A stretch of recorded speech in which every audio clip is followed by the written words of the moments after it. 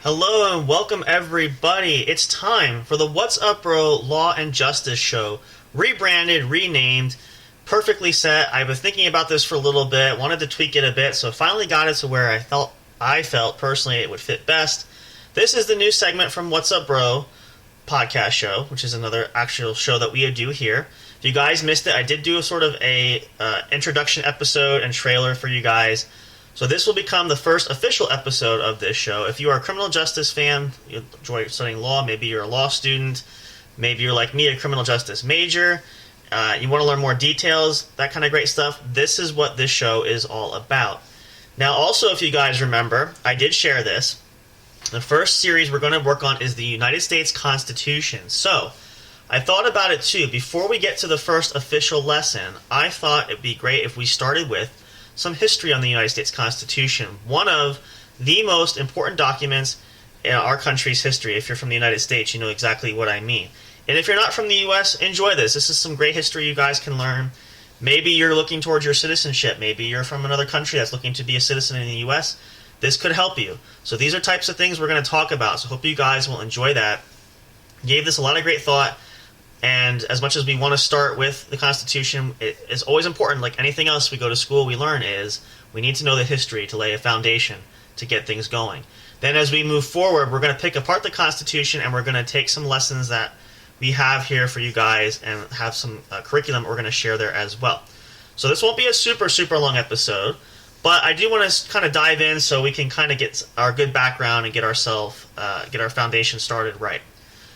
So the U.S. Constitution. Now, for those of you that don't know, and some of you may not, I know that sounds funny, the United States Constitution is the parchment of paper that governs all the laws in the United States.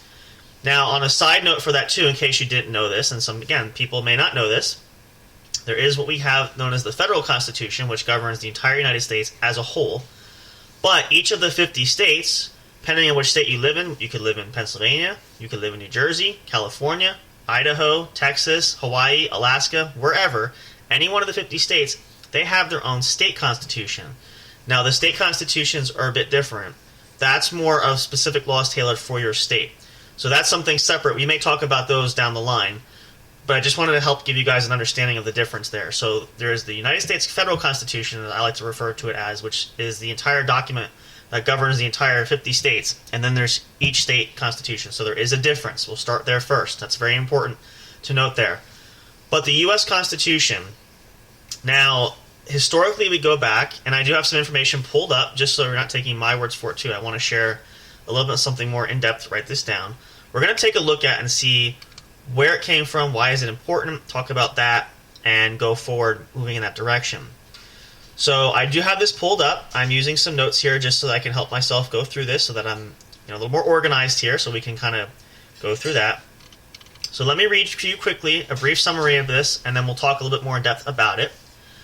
The United States Constitution is the supreme law of the United States of America. It superseded the Articles of Confederation, which we will talk about, the nation's first constitution in 1789. Originally comprising 7 articles, it delineates the national frame and constraints of government. Its first 3 articles embody the doctrine of the separation of powers. And just a side note there, if you guys know, in the United States there we have 3 different branches of government. It's a way to diversify and spread out power so that there's not one body or one electorate or one, in this case it's more focusing on the monarchy. We don't have one superior power, it's spread evenly. Whereby the federal government is divided into 3 branches. We're going to get more into this too. This will also cover the course. But those 3 branches are the legislative, consisting of the bicameral Congress, of Article 1, we featured in Article 1. The executive, consisting of the president and subordinate officers, based upon Article 2. And the judicial, consisting of the Supreme Court and other federal courts, Article 3. Article 4, Article 5, and Article 6 embody concepts of federalism, describing the rights and responsibilities of state governments. The states, as we mentioned previously, in relationship to the federal government, and the shared process of constitutional amendment. Article 7 establishes the procedure subsequently used by the 13 states to ratify it. This is talking more about the 13 original colonies, if you remember history class in school. The Constitution of the United States is the oldest and longest-standing written and codified national constitution in force in the world today. Since the Constitution was ratified in 1789, it has been amended 27 times. So, side note, if you don't know what the word amended means, it's been tailored, it's been tweaked.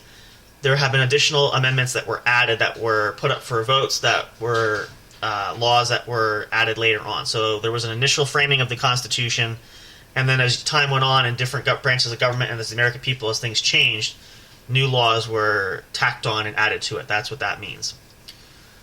Let's see, I lost my... There we go.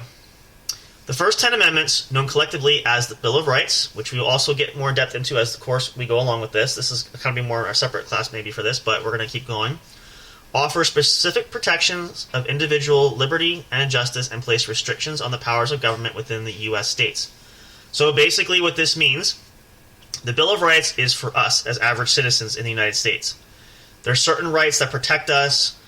Just as an example, the Fourth Amendment protects against unreasonable search and seizure. The Fifth Amendment is the right against self-incrimination. We're going to get more into that as we go along in this course, in the series, but that's just the general idea of your rights as an individual of the United States that protect you from government and from being abused through power, anything of that nature. That's what those represent. The majority of the 17 later amendments expand individual civil rights protections. Others address issues related to federal authority or modify government processes and procedures. Amendments to the United States Constitution, unlike ones made to many constitutions worldwide, are appended to the document. The original U.S. Constitution was written on 5 pages of parchment. That was the original framing, the original handwritten parchment that would later transmit to the United States Constitution. That was the final result, but that was like the original manuscript. The first parchment constitution, it is interpreted, supplemented, and implemented by a large body of federal constitutional law and has influenced the constitutions of other nations. So, whereby, as in a way, manner of speaking, as this is saying, we've actually helped to inspire some countries into creating their own constitutions, seeing how we've done it here, as we were one of the first, if not the first, to do it. So there's a little bit of that for you guys. Let's see here. I want to get some of the background information. So there's a lot of this to digest, so I'm not going to get too involved. I'm just going to give you a little bit of the skimming of the surface, because otherwise we'll be here for probably several hours, so which I don't want to do right off the top. We're going to get into this, but this is just to give you the basic idea of what we're talking about. Now, just some side notes and interesting information. As we know, the Declaration of Independence, which is the article that helped us to break away from England, that led to during the Revolutionary War, another document that was hugely important along with the Constitution in our nation's history. Most people know, some don't. Thomas Jefferson is considered the founder or the father of the Declaration of Independence, as he wrote it, and he transcribed everything, wrote it down. His idea was the initial vision for that document. A lot of people don't know this too. James Madison, the 4th President of the United States, is actually considered the father of the United States Constitution. Now, how that came to be about was, and I'm going to read that section a little bit here, or just at least describe it, I should say. We'll back up just a little bit to kind of help explain this a little bit more in depth. So, the original article, and again, if you've been to history class and you remember all this, and some people didn't like history class, this is kind of why we're doing this too, so you might be one of those, and that's okay. The initial article that kind of helped inspire the Constitution, there was a document in England at the time, back during 1215, King John at that time signed, which was known as the Magna Carta. Now, that was sort of the Constitution that Britain had at that time. That was sort of the foundation for what we had in the United States, sort of a similar come-about kind of documentation that we adopted and we used here. Now, it was debated upon. There were different interpretations of how laws would come into practice, what should be written down in law, what should be attached to this parchment. There was, Congress got together, and this was a whole big process to draft what we now know as the United States Constitution. Now, let's see. I don't want to get too far out. I'm just looking at some notes here before I explain this further because I don't want to get too far off the far unbeaten path. All right. So let's see here. I'm just scrolling here.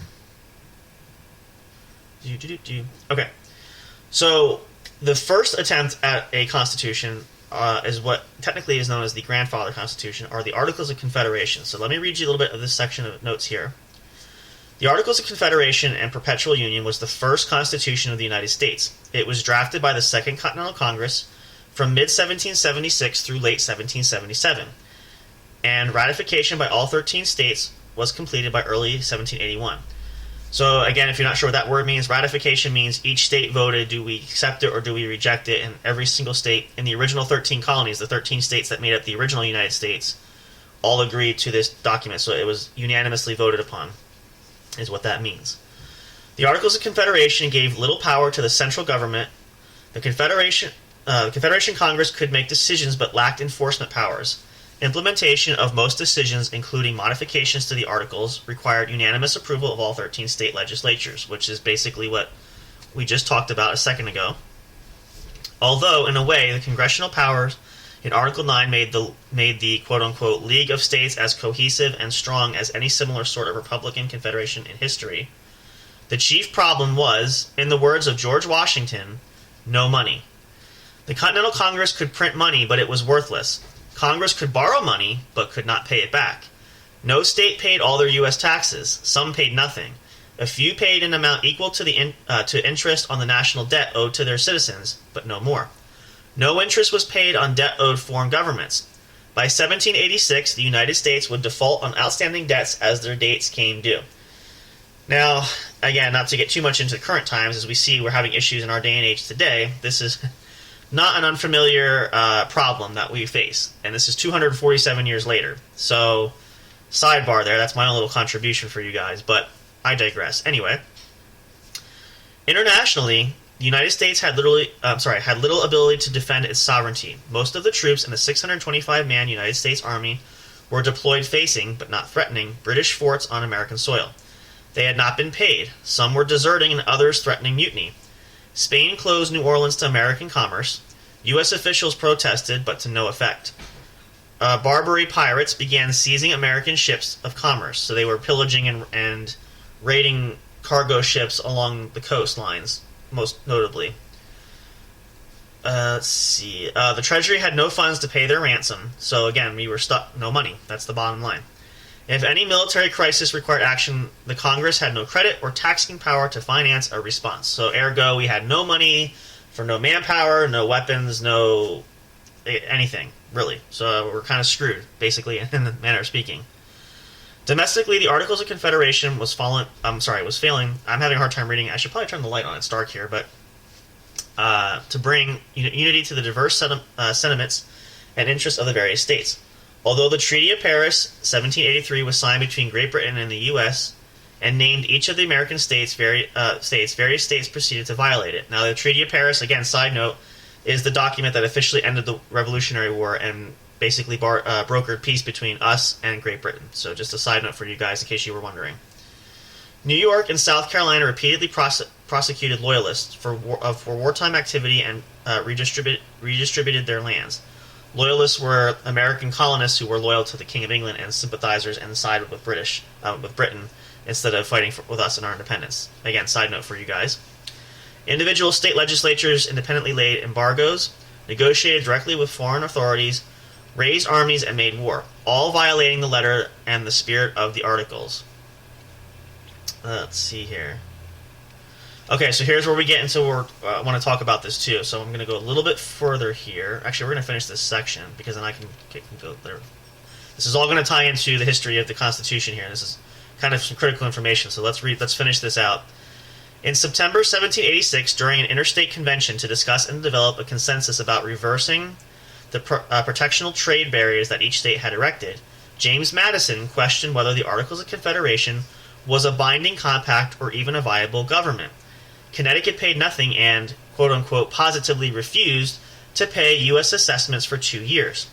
A rumor had it that a seditious party of New York legislators had opened a conversation with the Viceroy of Canada. To the south, the British were said to be openly funding Creek Indian raids on Georgia, and the state was under martial law, which we'll talk about that later too. Additionally, during Shays' Rebellion, August 1786 to June 1787, in Massachusetts, Congress could provide no money to support an endangered constituent state. General Benjamin Lincoln was obliged to raise funds from Boston merchants to pay for a volunteer army. Again, desperate times call for desperate measures. Congress was paralyzed. It could do nothing significant without 9 states, and some legislations required all 13. So, even though the democratic process was relatively young, and as we see, the majority also helps, because everything was so raw and so new for our country at that point, it really required complete unity with the entire unit of states there. So, as this is saying here, so sometimes, 9 out of 13 is still a majority. That's great, but it's some documentation is needed all the states to come together collectively, and that never seemed to happen a lot. When a state produced only one member in attendance, its vote was not counted. If a state's delegation was evenly divided, a vote could not be counted towards the 9-count requirement. The Congress of the Confederation had virtually ceased trying to govern. The vision of a respectable nation among nations seemed to be fading in the eyes of revolutionaries such as George Washington, Benjamin Franklin, and Rufus King. Their dream of a republic, a nation without hereditary rulers, with power derived from the people and frequent elections, was in doubt. On February 21st, 1787, the Confederation Congress called a convention of state delegates at Philadelphia to propose revisions to the Articles. So, basically acknowledging Congress is saying here, the Articles of Confederation are not working. So how can we go back to the drawing board, and we need to update this or make some changes here that could work much better for us. That's, in layman's terms, what that means. Unlike earlier attempts, the convention was not meant for new laws or piecemeal alterations, but for the sole and express purpose of revising the Articles of Confederation. The convention was not limited to commerce. Rather, it was intended to render the federal constitution adequate to the exigencies of government and the preservation of the Union. The proposal might take effect when approved by Congress and the states. Now, these notes are taken here off of Wikipedia. You can find this just about anywhere, but this is kind of what I pulled up quickly to read off of, and it gives a good, accurate depiction of what we're talking about. So a lot of information there. Now, I'm not going to continue to read further because there's a lot more here. We can sort of I can sort of cut this down a little bit to get right to the point. So, clearly, and as it stated here, the Articles of Confederation was the only constitution our nation had at the time. It wasn't working. So Congress said, we need a new plan, we need a better option, what are we going to do here? So they went back to the drawing board. Now this is where James Madison, as we mentioned earlier, I wanted to tie all this in to help explain in detail why this was crucial here. This is where James Madison really helped to develop what we know now as the United States Constitution. There were a couple of delegates that came together. Now I want to see if I get the names right, and it should be on this list.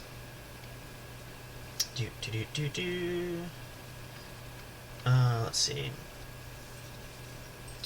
I'm just kind of taking some skims here just to make sure I got it right. I can't remember all the names involved, but essentially there were 2 proposals to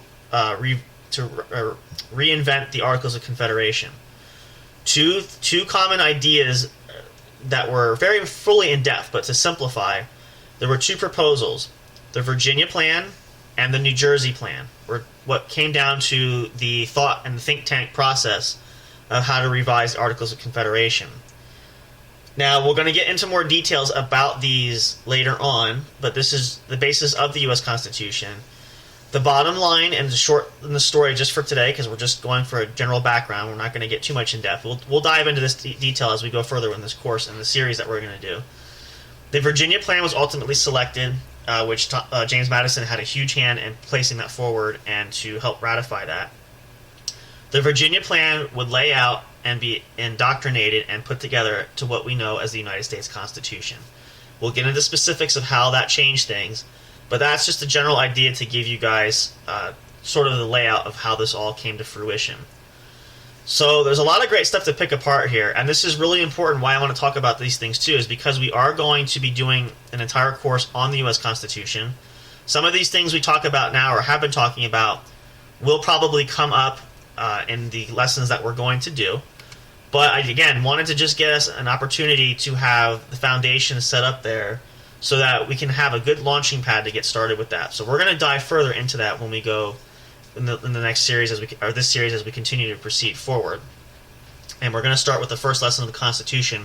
Will be this next episode, which I do have some notes for. I am going to share that. I'm going to send you guys, or share with you guys, probably on social media as well, if you follow us anywhere there, some links to where you can get this information and that sort of thing. You can also just follow along if you have regular notepads and pen paper. You can write these things down. It's just to kind of edify you and help you to get your information down. You can keep these notes for your own betterment. So that's where we're going to be going with that. So yeah, a lot of great information there, and really, this is something that a lot of people don't take the time to do, and this is a big reason why we felt we wanted to have a course to do this series. We're going to talk about other things too regarding laws and the justice system, but we figure there's no better way than starting with the Constitution, the government law of the land, and understanding that for your betterment and for you to know your rights.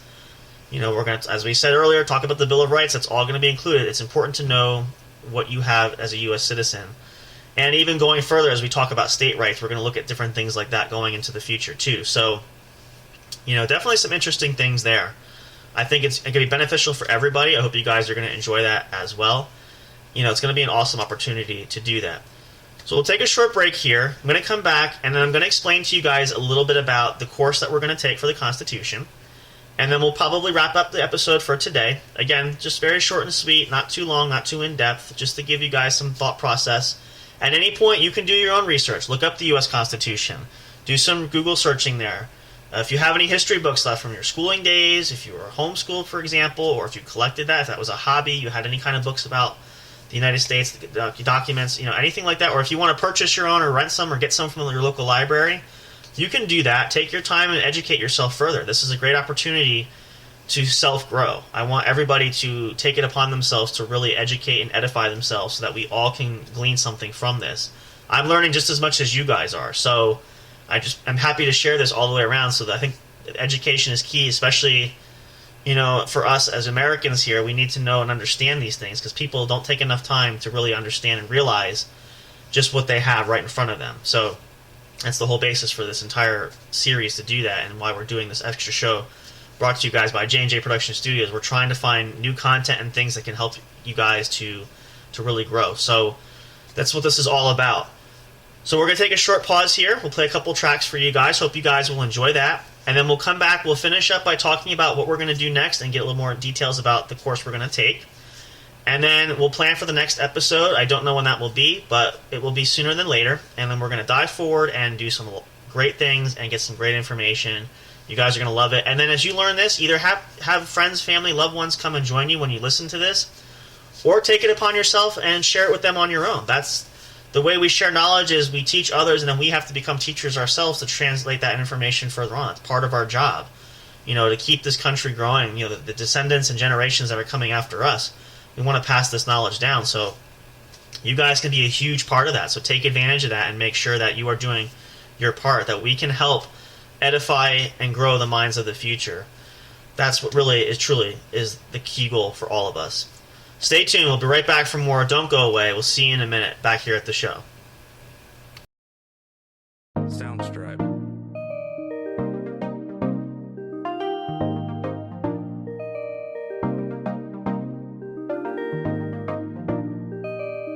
Soundstripe.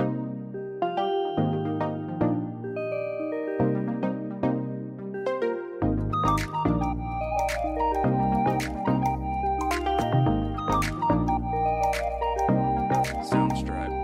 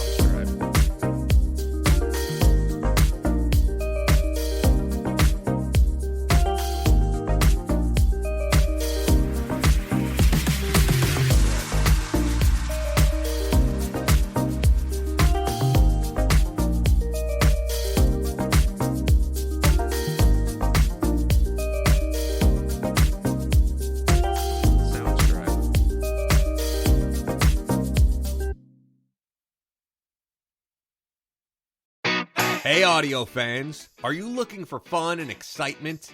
Have you been searching for that special show? You know, the one complete package you want in a podcast? Then check out the What's Up Bro podcast show and experience what true entertainment is all about. Stay tuned and don't miss the action. Available on your favorite streaming services, including YouTube. Thank you for all your support. And as always, we'll see you at the show. We'll be right back to the show with more in just a moment. Please stay tuned. We'll be right back to the show with more in just a moment. Please stay tuned. We'll be right back to the show with more in just a moment. Please stay tuned. We'll be right back to the show with more in just a moment. Please stay tuned. Soundstripe.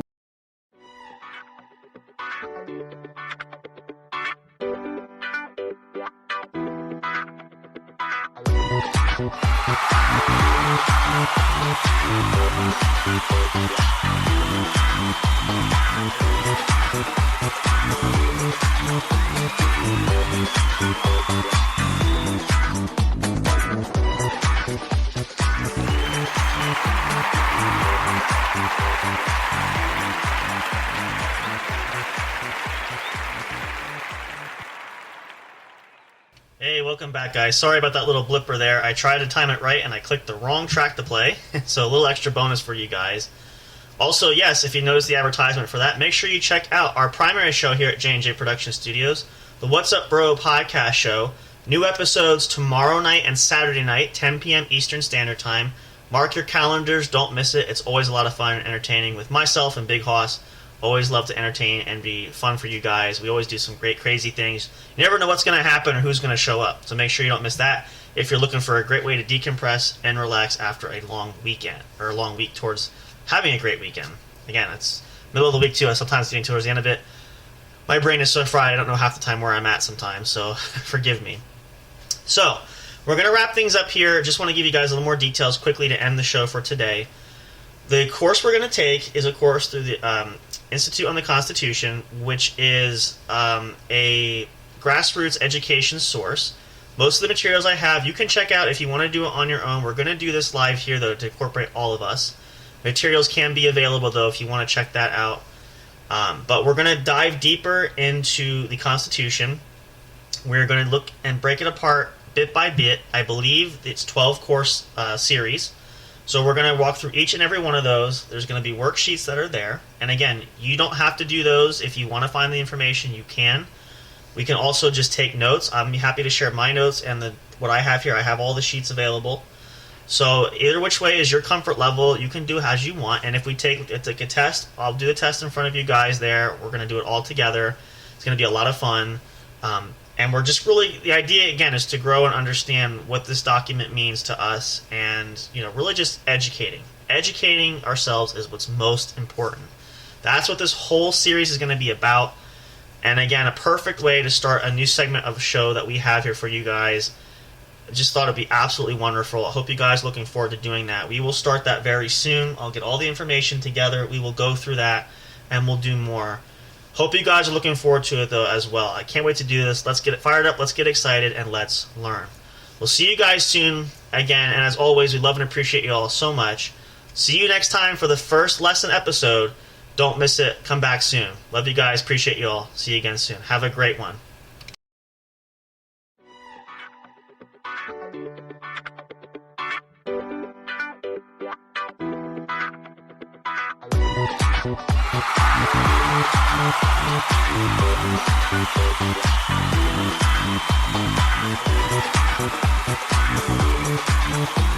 Thank you.